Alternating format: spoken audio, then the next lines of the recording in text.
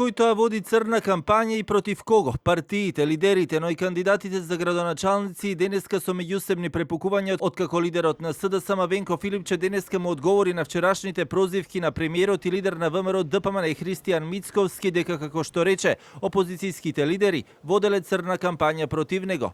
Не знам кај и во што ја гледа премиерот црната кампања.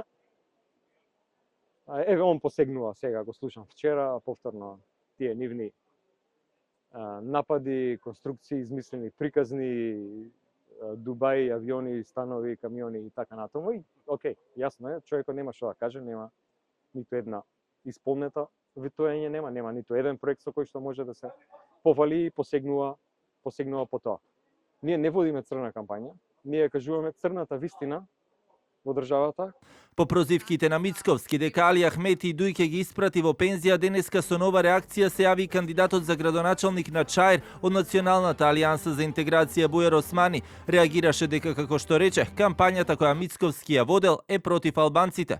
Мојата изјава дека албанофоб не беше некој лично етикетирање. Јас кажав аргументи зашто сметам дека албанофоб.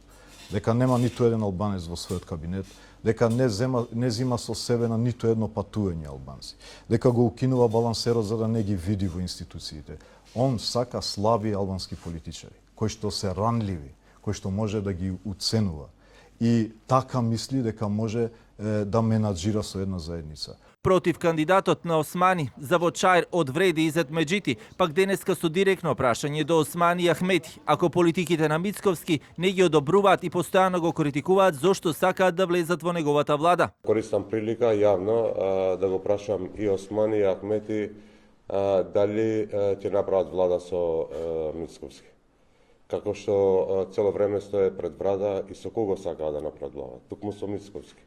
Еве, јавно ги прашувам сега да одговорат дали ќе престанат или ќе продолжат и понатака да стојат пред вратата на ВМРО ДПМН и пред Мицковски да го молат. Изборната кампања која почна во понеделникот ќе трае до 17 октомври на полноќ, пошто следува 24 часовен молк пред гласањето на 19 октомври, додека вториот круг ќе се одржи на 2 ноември.